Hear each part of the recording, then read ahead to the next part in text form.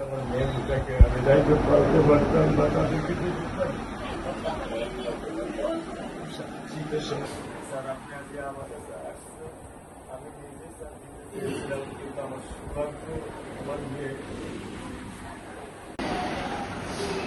আপনি স্যার বিশ্বাস করবেন না, আমার স্যার ৫৫ বছর বয়স, আপনি মনে করতে পারে স্যার শেরপুরে লীগের একজন নেতার একটা বাচ্চাও স্যার মারা গিয়েছিলেন, আপনার মনে হয় স্যার হয়তো বা স্মরণ আছে। ভালোবাসা আর ঋণের কাছে স্যার আমরা ঋণী,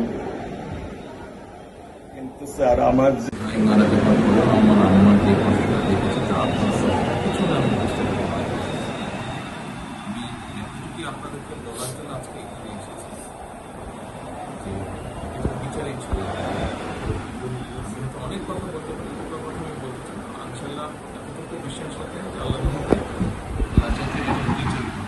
বিচার আপনারাই দেখবেন। একটা আমি আর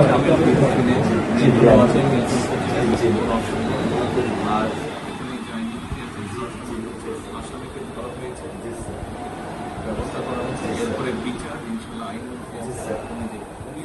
উনিও কন্যা সন্তান, আমিও কন্যা সন্তান, উনিও কন্যা সন্তান। আজ আমরা জানি কন্যা সন্তানের কষ্টটা আমরা একটা ছবি ছিল স্যার, কিছু বলে দিলেন না, আমি শুধু আপনি মেয়ের বাবা, আপনিও স্যার একজন মেয়ের বাবা। শুধু একটা আমি দৃশ্য আপনাকে স্যার দেখাবো, আর কিছু দেখাবো না স্যার, আমি দেখবো না স্যার, স্যার আমি দেখবো না স্যার, এটা নিয়ে আমি সারা জীবন স্যার আমি কি করে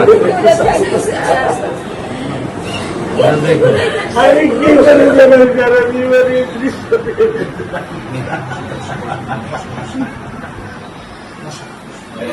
আমার এই দৃশ্য আমি কি দিয়ে পূরণ করবো?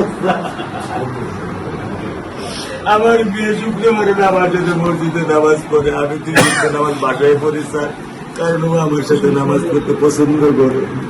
2 নামাজ আমি ওকে নিয়ে স্যার আমার বাসায় পড়ি স্যার।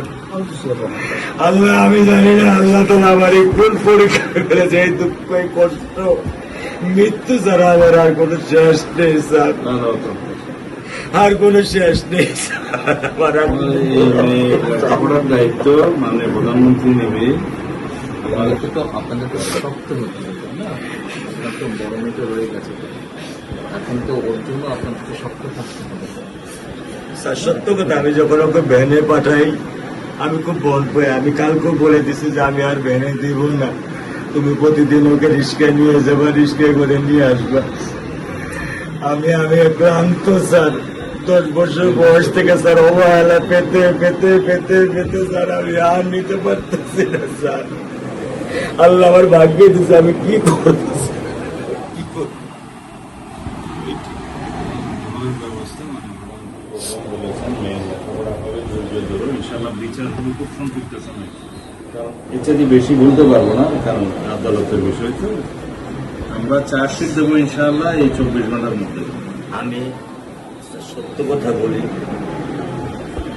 আমার 55 বছর বয়সে আমি এত দ্রুত, এত সুন্দর, এত সুচারুভাবে আমি কখনো দেখিনি। এটা বুঝতে পারছি না, এটা আমি বুঝতে পারছি স্যার, এটা প্রধানমন্ত্রী চলে আসছেন, এটা আমার সৌভাগ্য।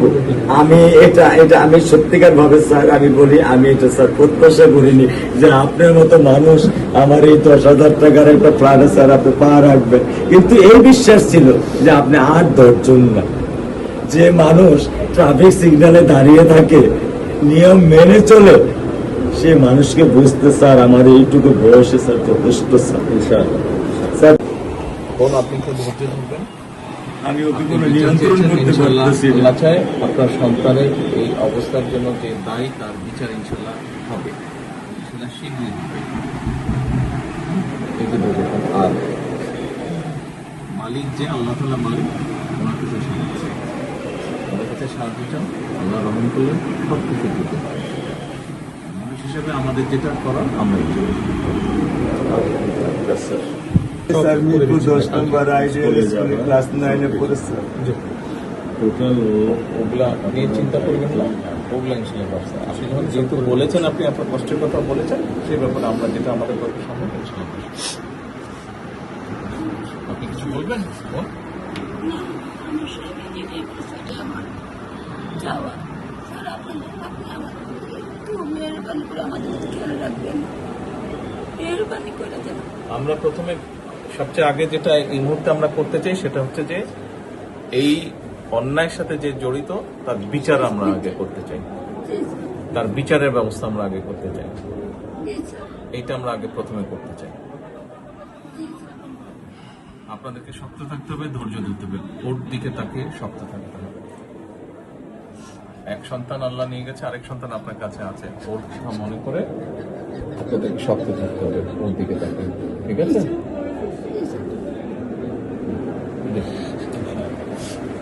চলে আসবে, হ্যাঁ ভাই, চলে আসবে, আজকে চলবো।